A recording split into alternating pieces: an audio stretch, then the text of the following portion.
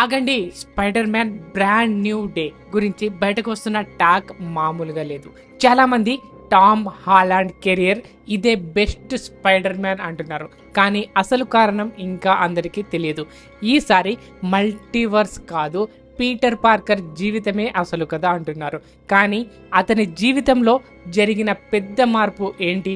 షాడీ sync పాత్ర ఇప్పటికే ఒక పెద్ద మిస్టరీ. ఆమె నిజంగా జీన్ గ్రేనా లేక ఇంకా సర్ప్రైజ్ క్యారెక్టరా?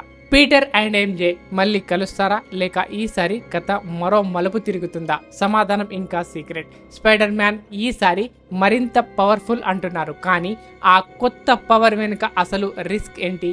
యావరేజ్ డోమ్స్ డేకి దారి తీస్తుందట. కానీ పోస్ట్ క్రెడిట్ లో అసలు ఏముంటుంది? పనిషర్ అండ్ స్పైడర్ మ్యాన్ ఈ కాంబోనే కొత్త హైలైట్ అంటున్నారు. కానీ వాళ్ళ మిషన్ ఏంటో ఇంకా రివీల్ కాలేదు.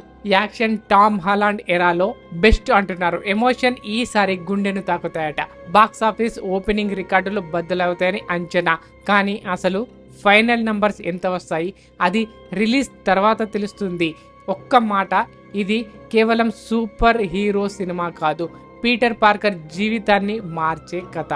ఇంకా ప్రేక్షకుల కోసమే దాచిపెట్టారు ఆ కథని. సో ప్రీమియర్స్ అండ్ ఈ రోజు చూసే వాళ్ళకి అదే తెలుస్తుంది. మీరు ఈ మూవీ చూసారా? కమెంట్లో చెప్పండి.